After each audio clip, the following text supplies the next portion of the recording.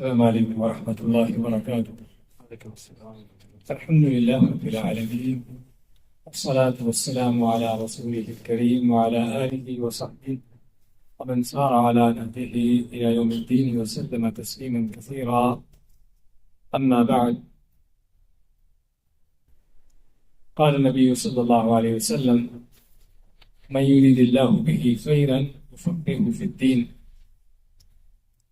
کہ اللہ تعالیٰ جس بندے سے خیر چاہتا ہے اسے دین کی سمجھ بوجھ دیتا ہے۔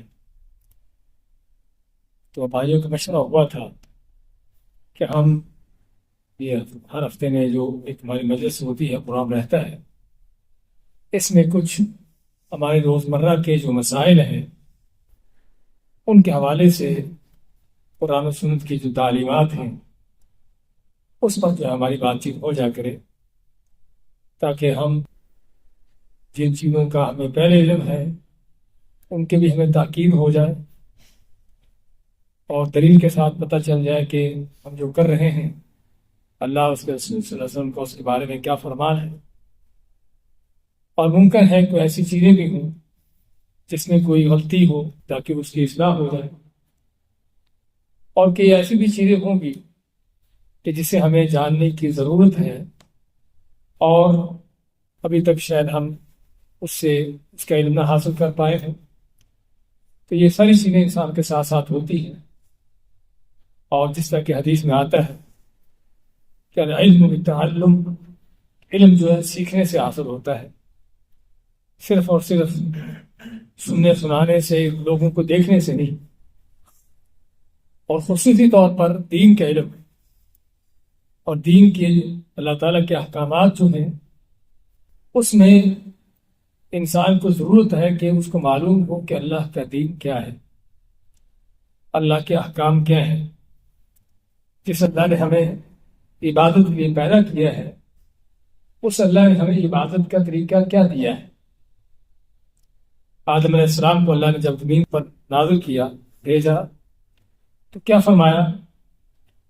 فَإِمَّا يَأْتِيَنَّكُم مِّنِّي هُدًى، کہ آدم زمین پر جاتے ہو اور تمہارا مقصد زمین پر جانے کا اللہ کی عبادت ہے۔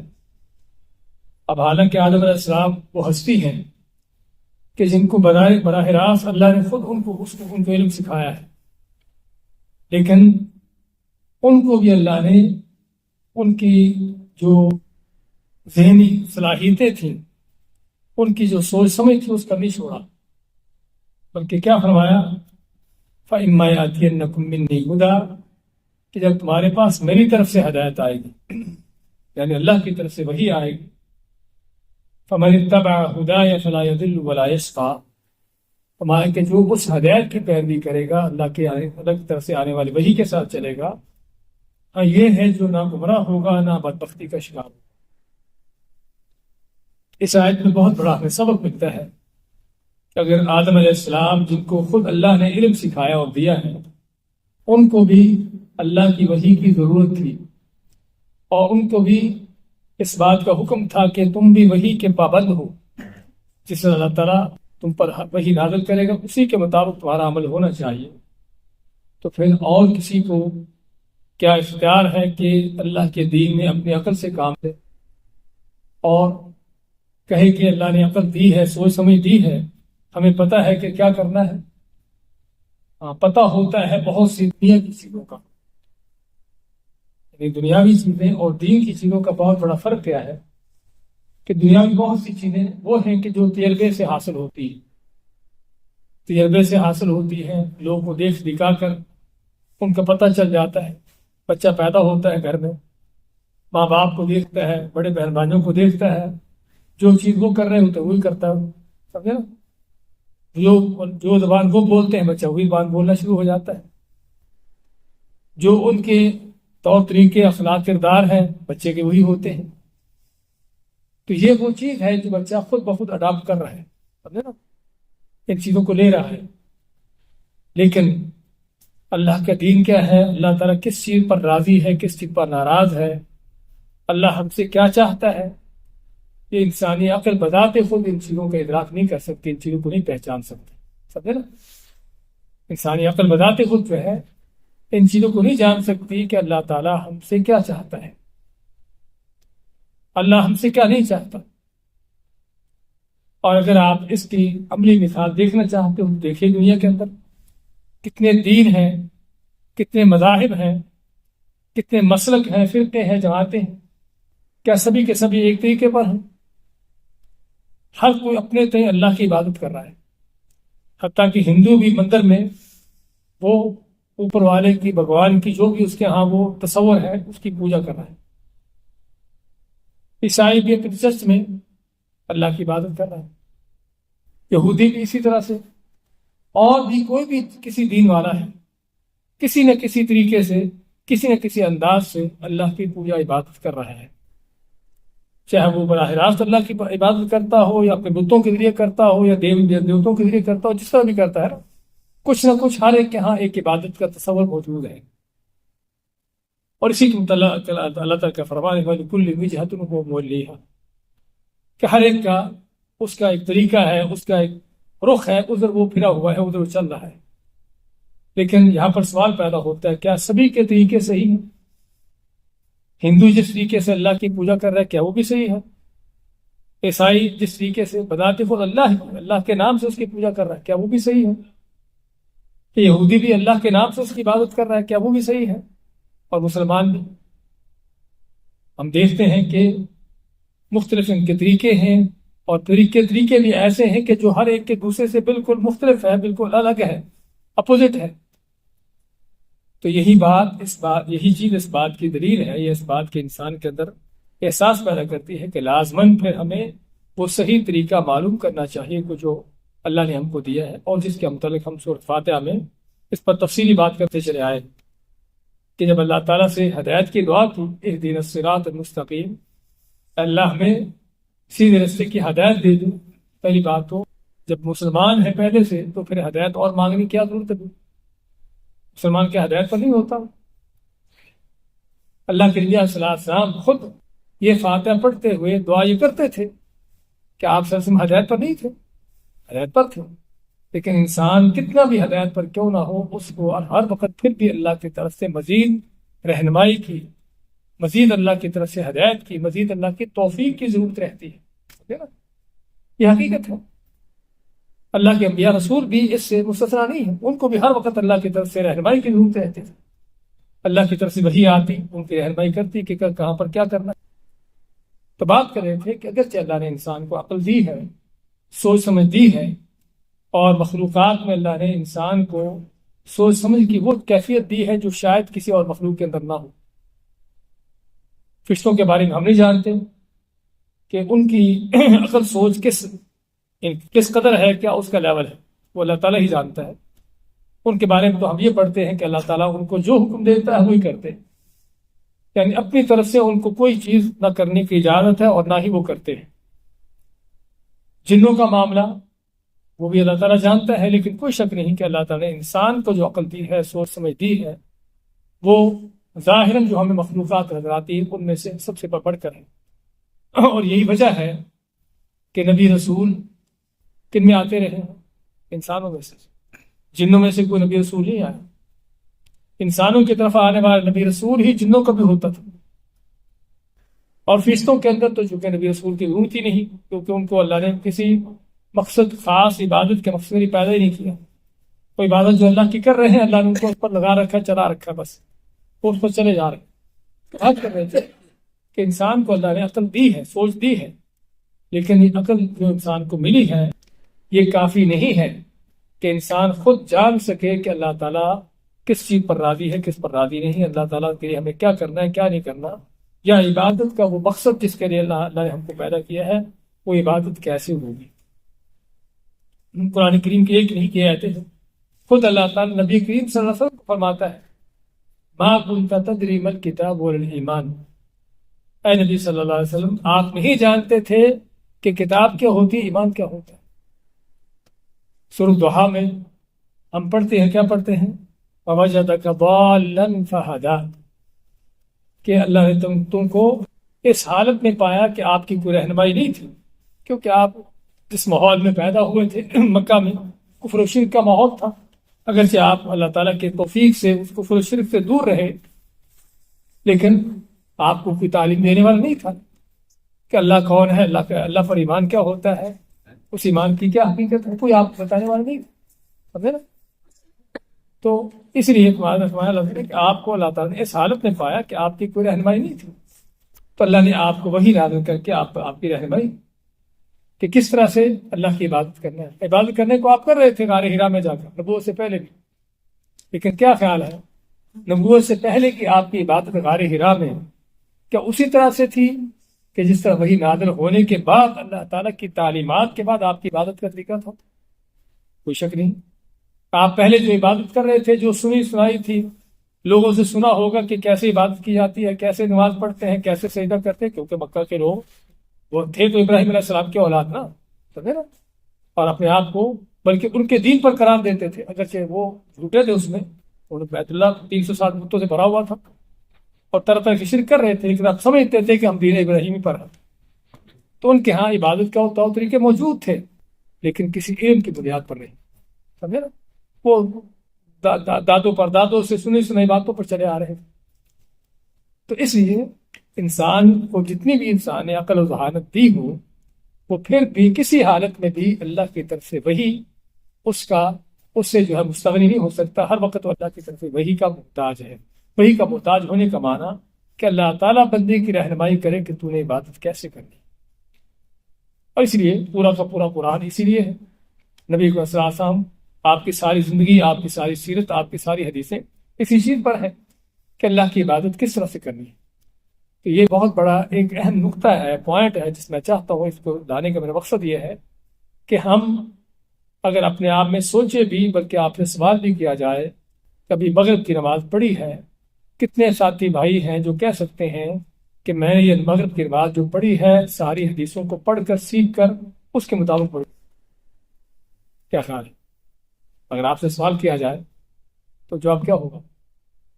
تو ہے کوئی ایسا کہ جو کہہ سکے کہ میں نے ایک ایک حدیث پڑھی ہے کہ اللہ کے نبی صلی اللہ علیہ وسلم نماز کیسے شروع کرتے تھے، شروع کر کے نماز میں کیا کہتے تھے، ثنا کیسے پڑھتے تھے، فاتحہ وغیرہ جو بھی کچھ پڑھنا ہے، قیام آپ کا کیسے ہوتا تھا، رکوع آپ کا کیسے ہوتا تھا، سمجھے نا؟ تو کوئی بتا سکتا ہے کہ واقعی ہی میری ساری نماز عین ان حدیثوں کے مطابق ہے جو حدیثیں میں نے پڑھی سیکھی ہیں؟ کوئی ایسی چیز نہیں، کوئی اس بات کا دعویٰ نہیں کر سکتا، سوائے کہ جس نے واقعی پڑھی ہو بھی سکتا ہے کوئی ایسا ساتھی بیٹھا ہو جس نے اللہ کی توفیق سے حدیثیں پڑھی ہو، سیکھی ہو، اور اس کو پتا ہو کہ میں نماز میں جو کر رہا ہوں اللہ کے نبی صلی اللہ علیہ وسلم کی سنت اس میں یہ ہے۔ نماز سے پہلے آپ نے وضو کیا ہے، اب پوچھا جائے آپ سے کہ وضو آپ نے کہاں سے سیکھا ہے؟ جواب یہ ہوگا کہ جس طرح کے بڑے کرتے تھے، باپ کرتا تھا، بستی محلے والے کرتے تھے، مولوی صاحب نے سکھا دیا ہوگا، بچپن میں جو مولوی کے پاس جاتے ہیں کو قرآن سیکھنے کو، تھوڑا اس نے وضو کا طریقہ بتا دیا ہوگا، سمجھے نا؟ لیکن کوئی ایسا نہیں بتا سکتا کہ واقعی ہی میں نے جو وضو کیا ہے وہ قرآن کریم کی اس آیت کے مطابق جو اللہ نے بیان کی سورۃ المائدہ میں آیت نمبر 6 میں، سمجھے نا، اور آپ صلی اللہ علیہ وسلم کی حدیثیں پڑھ کر میں اس طریقے سے وضو کیا ہے۔ اور ایسے ہی ہر عبادت، رمضان آتا ہے روزے رکھتے ہیں، رکھنے کو اللہ تعالیٰ قبول فرمائے، لیکن کون کہہ سکتا ہے کہ میرا روزہ عین اللہ تعالیٰ کے حکم کے، آپ صلی اللہ علیہ وسلم کی سنت کے مطابق ہے؟ تو حقیقت بات یہ ہے کہ آج اکثر و بیشتر، بلکہ ہم کہہ سکتے ہیں کہ 1000 میں سے 999 لوگوں کا، بلکہ اس سے زیادہ لوگوں کا دین جو ہے وہ دیکھ دکھا کر چلنے کا دین ہے۔ جیسے دیکھا تھا بڑوں کو وہ کرتے چلے آ رہے ہیں۔ اب یہ بھی پتا کہ جو بڑے کرتے تھے صحیح کرتے تھے، غلط کرتے تھے، وہ الگ بات ہے کہ ہم میں سے ہر ایک کا دعویٰ ضرور ہوتا ہے کہ وہ صحیح تھے، بس ہم صحیح ہیں، بس دعویٰ ہر ایک کا یہی ہے، لیکن بات دعووں کی تھی، دعوے کے ساتھ دلیل چاہیے۔ نبی صلی اللہ علیہ وسلم کیا فرماتے ہیں؟ البینۃ علی المدعی، جو کسی بات کا دعویٰ کرتا ہے اس کو اس کی دلیل بھی دینا ہوتی ہے۔ اب دلیل کہاں پر ہمارے پاس؟ اس لیے ہمیں اشد ترین ضرورت ہے اللہ کے دین کو سیکھنے کی۔ دنیا کے بارے میں جیسا میں ذکر کیا، دنیا کے معاملات تجربات حاصل ہوتے ہیں، یہ موبائل ایسے نہیں بن کے آ گئے، اس پر کتنے تجربات ہوئے ہوں گے، کہ کیا کیا مراحل سے گزرا ہوگا، اس کے بعد جو ہے اس کے اندر جو جو فنکشن ہے، جو جو چیزیں آپ اس سے فائدہ اٹھا رہے ہیں، اس انداز سے آپ کے سامنے آئے۔ تو دنیا کے معاملات تجربات کے ساتھ انسان سیکھتا ہے، حاصل کرتا ہے، اور اس میں ترقی کرتے کرتے ایک چیز کو بہت اچھے انداز سے اس کو بنا لیتا، کر لیتا، سبھی اللہ کی توفیق سے وہ بھی. لیکن دین میں اللہ ہم سے کیا چاہتا ہے، اللہ تعالیٰ کس چیز پر راضی ہے، کس چیز پر ناراض ہے. اب ہندو جو کر رہا ہے اس کی نظر میں تو جو کر رہا ہے صحیح کر رہا ہے کہ اللہ یہی چاہتا ہے. کرسچن جو چرچ میں کر رہا ہے وہ سمجھتا ہے کہ اللہ یہی چاہتا ہے ہم سے. حالانکہ ان کے معاملات دیکھو اور قرآن و سنت کو دیکھو تو پتہ چلے گا کتنا فرق ہے. حتیٰ کہ مسلمانوں کے اندر آ جائیے تو ایک سارے مسلمان ایک جیسے ہیں. کتنے فرقے ہیں، کتنی جماعتیں ہیں، کتنے گروہ ہیں، اور ہر گروہ جماعت فرقے کا طریقہ دوسرے سے الگ. اور تو اور نماز کے طریقے کے اندر دیکھیے کہ نماز سبھی کی ایک جیسی نہیں ہے.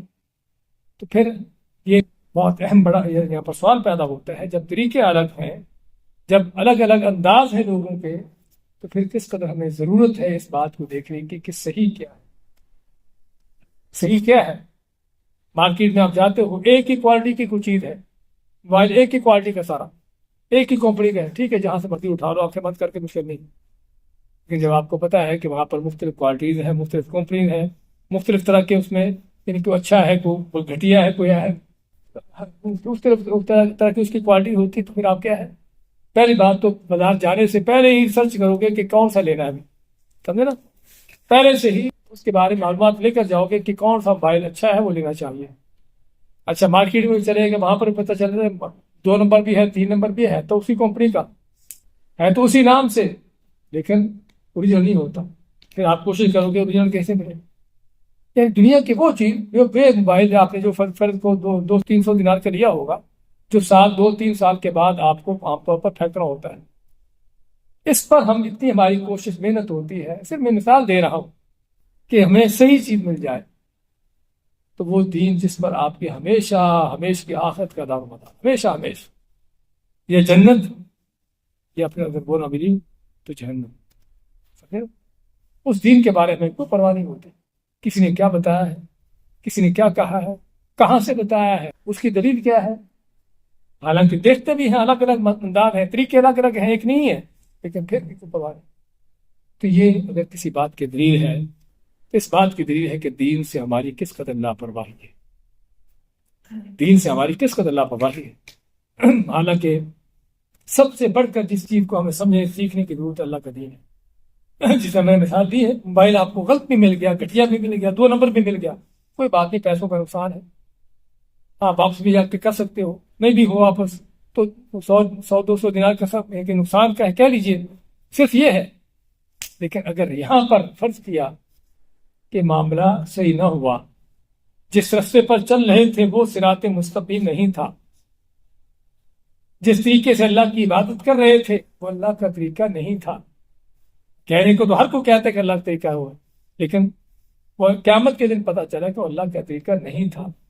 اب دنیا میں پتہ چل گیا پھر تو مشکل نہیں، لیکن قیامت کے دن پتہ چلا تو پھر مشکل ہے. آپ کو یاد ہوگا ہم نے ایک حدیث بیان کی تھی، نبی صلی اللہ علیہ وسلم بیٹھے ہوئے مسجد نبوی میں، تو ایک آدمی آیا اور اس نے نماز پڑھی اپنے طریقے سے اور پڑھ کے چلنے لگا. تو آپ اس کو کیا فرماتے ہیں؟ ارجع فصلی فإنک لم تصلی. چاہتا ہوں اس حدیث پر غور کیجیے، ہمیں مزید اس پوائنٹ پر بات واضح ہوتی ہے کہ کس قدر ضرورت ہے ہمیں ان مسائل کو، ان چیزوں کو دیکھنے سمجھنے کی. اب اسے نماز پڑھی ہے، کھڑا ہوا، قیام کیا، رکوع کیا، سجدہ کیا، ہر چیز کی. آپ اس کو کیا فرماتے ہیں کہ لوٹ کے نماز پڑھو، تو نے نماز نہیں پڑھی. حدیث کے الفاظ یہ نہیں کہ تمہاری نماز صحیح نہیں ہے، یہ نہیں کہ تمہاری نماز مکمل نہیں ہے، یہ نہیں کہ تمہاری نماز میں کوئی غلطی ہے، نہیں، آپ فرماتے ہیں کہ تم نے نماز پڑھی ہی نہیں. اچھا، اس نے پھر اسی طرح پڑھ لی. آپ پھر فرماتے ہیں کہ لوٹ کے نماز پڑھو، تو نے نماز نہیں پڑھی. اس نے تیسری بات پھر اسی طرح سے پڑھ لی. تین مرتبہ اس نے ایسا کیا، اور آپ بار بار اس کو یہی فرماتے ہیں کہ تم نے نماز نہیں پڑھی. اب وہ آدمی پریشان ہوا، آپ سے کہنے لگا کہ اللہ کے نبی صلی اللہ علیہ وسلم والذی بعثک بالحق، حدیث کے الفاظ سے، بخاری کی حدیث ہے. اس نے کہا کہ اس ذات جس نے آپ کو دین حق دے کر بھیجا ہے، لا احسن غیرہا بھی، کہ مجھے تو اس طرح سے نماز پڑھنا آتی ہے اور نماز پڑھنے کا مجھے پتہ نہیں. فعلمنی، مجھے سکھائیے. یہ ہے حق کے تلاش کرنے والے. ہمارے ہاں بعض اوقات کسی کو کسی غلطی پر کہو نے تو یہ چیز غلط ہے، نہیں، ہم جانتے کیا ہوتا ہے، تمہیں پتا، ہم فلاں ہوتے، یعنی بات سننے کے لیے تیار نہیں ہوتے. تو کیا کہتا ہے کہ اللہ کے نبی مجھے تو یہ طریقہ آتا ہے نماز پڑھنے کا، مجھے اس طریقہ سکھائیے۔ پھر آپ نے شروع سے آخر تک نماز کا طریقہ اس کو بتایا کہ کیا میں کیا کرنا ہے، کیا پڑھنا ہے، رکوع کیسے کرنا ہے، کھڑے ہونا رکوع سے، سارا کچھ آخر تک کہنے کا مقصد۔ اب اس کی نماز کو آپ بار بار کیا کہیں کہ نماز نہیں۔ اب اس کو تو پتہ چل گیا دنیا کے اندر ہی نماز میں غلطی تھی، آپ نے صحیح کر دی، اس نے نماز صحیح کر لی اور الحمدللہ معاملہ ٹھیک ہو گیا۔ اسی طرح سے ایک اور صحابی حذیفہ بن یمان رضی اللہ تعالیٰ عنہ، بڑی جلیل القدر صحابی ہیں، انہوں نے کسی آدمی کو دیکھا کہ نماز اس طریقے سے پڑھتے ہوئے جو سنت طریقہ نہیں تھا، جس میں عام طور پر جلدی جلدی نماز پڑھنے کا انداز ہو۔ تو حضرت حذیفہ نے جو اس آدمی کو نماز پڑھتے دیکھا تو پوچھا کہ اس طرح کی نماز کب سے پڑھ رہے ہو؟ اس نے کہا کہ 40 سال سے، یعنی فرض کرو اس کی 50 سال عمر ہوگی تو 10 سال کی عمر نماز شروع کی، تو 40 سال سے ایسی نماز پڑھ رہا ہوں۔ تو حذیفہ کہتے ہیں کہ تم نے 40 سال سے نماز پڑھی ہی نہیں ہے، تم نے 40 سال سے نماز نہیں پڑھی، یہ نماز نہیں ہے۔ اب ان کو پھر حذیفہ بتاتے ہیں کہ نماز کیسی صحیح طریقہ ہے۔ اب یہ تو وہ لوگ تھے جن کو دنیا میں پتہ چل گیا کہ ہماری نماز میں کوئی غلطی تھی، صحیح طریقہ نہیں تھا، طریقہ صحیح کر لیا تو معاملہ ٹھیک ہو گیا۔ لیکن بہت سے لوگ ہوں گے جن کو کل قیامت کے دن پتہ چلے گا، بہت سے لوگ ہوں گے کہ جن کو قیامت کے دن پتہ چلے گا کہ جو ہم کر رہے تھے وہ صحیح نہیں تھا۔ اور بات ملی نہیں، قرآن میں کتنی آیتیں، جمعہ کی جو سنت ہے کہ جو اپنے خطیب جو ہے جمعہ کی نماز میں ایک سورت پڑھے، سورۃ الغاشیہ، اس کے شروع میں یہی ہے، حل اتاک حدیث الغاشیہ، کیا تمہیں قیامت کی خبر آئی جو ہر چیز پر چھا جائے گی؟ وجوہ یومئذ خاشعہ، کہ جس دن چہرے بڑے خوف زدہ جھکے ہوں گے۔ کیوں خوف زدہ ہوں گے؟ کیوں جھکے ہوں گے؟ کیوں ذلیل خوار ہوں گے؟ عمل نہیں کیا، عاملۃ ناصبہ، عمل کر کر کے تھکے ہوئے، بہت عمل کیا ہے لیکن عمل وہ جو اللہ کے اس کے رسول کے طریقے پر نہیں تھا۔ پھر انجام کیا ہے؟ تصلی نارا حامیہ، دہتی آگ میں ان کو دھکیلا جائے گا۔ اب یہ عمل کرنے والے ہیں۔ سورۃ فرقان 19 پارے کی شروع کی آیت ہے، اللہ فرماتا ہے وَقَدِمْنَا إِلَىٰ مَا عَمِلُوا مِنْ عَمَلٍ فَجَعَلْنَاهُ هَبَاءً مَنثُورًا، کہ لوگ پہاڑوں کی طرح نیکیاں لے کر آئیں گے، بڑی نیکیاں، بڑی روزے، بڑی نمازیں، بڑی باتیں، اللہ فرماتا ہے ہم ان کی نیکیوں کو، عبادتوں کو گرد و غبار بنا کر اڑا دیں گے، ضائع کر دیں گے۔ کس لیے؟ کہ وہ طریقہ وہ نہیں تھا جو اللہ کا بات کر رہے تھے کہ بہت سے لوگ وہ بھی ہوں گے جن کو کل قیامت کے دن پتہ چلے گا کہ ہماری عبادت کا طریقہ صحیح نہیں تھا۔ ہندو ہوں، کرسچن ہوں، یہودی ہوں، ان کے بارے میں تو ہم کہتے ہیں صاف، لیکن مسلمانوں کے اندر بھی، اور یہاں سے ہمیں اس بات کا احساس ہوتا ہے کہ ہمیں اللہ کے دین کو سیکھنے کی کس قدر ہمیں ضرورت ہے کہ ہم وہ نماز کم از کم، وہ طہارت کے وضو کے مسائل جو ہمیں ہر روز 5-6 دفعہ کرنا ہوتے ہیں، کم از کم وہ تو ہمیں پتا ہو کہ اس کا سنت طریقہ کیا ہے۔ اور بھائیو، آخری بات کہہ کے بات ختم کرتے ہیں کہ ایک آدمی جب کسی چیز کو سوچ سمجھ کر اور سنت کے مطابق، پتہ ہو کہ اللہ کا حکم اس کے میں کیا ہے، پتہ ہو کہ اللہ کے نبی صلی اللہ علیہ وسلم کا اس چیز کو کرنے کا طریقہ کیا تھا، حدیث اس کے سامنے ہو، آیت اس کے سامنے ہو، تو یقین کریں کہ اس عبادت کو کرنے کا طریقہ اور ہوتا ہے، اس کا انداز اور ہوتا ہے، مزے اور ہوتا ہے۔ انسان کو احساس ہو رہا ہوتا ہے کہ میں اللہ کے حکم کو پورا کر رہا ہوں، اللہ نے مجھے اس طریقے سے حکم دیا ہے اور میں اس چیز کے مطابق یہ حکم پورا کر رہا ہوں، اللہ کے نبی صلی اللہ علیہ وسلم نے یہ چیز اس طرح سے کی ہے، میں اللہ کے نبی کی سنت پر چل رہا ہوں۔ لیکن اگر نہیں تو ٹھیک ہے، بھی کر رہے ہیں، بڑے دیکھ رہے تھے ان کو کرتے ہوئے کر رہے ہیں، لیکن کیا صحیح ہے، غلط ہے، کیسا ہے، کیسا بھی کچھ پتہ نہیں۔ تو اس لیے اندھے ہو کر چلنا اور دیکھ کر چلنے میں بڑا فرق ہے، سمجھے؟ ایک آدمی جس کی آنکھوں پر پٹی بندھی ہے، ویسے آنکھوں سے نابینا ہے، اب بیچارہ چلنے کو وہ بھی چل رہا ہوتا ہے، لیکن کچھ پتہ نہیں کہ آگے کسی دیوار سے ٹکر اس کی لگتی ہے، کسی کھڑکا ایک میں گرتا ہے، کیا ہوتا ہے اس کے ساتھ۔ اور جس کو اللہ نے آنکھوں کی بصیرت دی ہے، دیکھ رہا ہے دور تک، اس کا چلنا اور ہوتا ہے۔ تو یہاں پر بھی اللہ کے دین میں بھی یہ دونوں چیزیں ہیں کہ کسی کو اگر قرآن و حدیث کے دلائل موجود ہوں، پتہ ہو کہ میں نماز کے لیے کھڑا ہوں، میں نماز کے اندر کیا کر رہا ہوں، اللہ کے نبی صلی اللہ علیہ وسلم اس میں آپ کا طریقہ کیا تھا، اور دوسرا آدمی ہاں دیکھ دکھا کر وہ بھی نماز پڑھا ہے، لیکن کچھ پتہ نہیں کہ نماز میری کیسی ہے، کہاں تک صحیح ہے، غلط ہے۔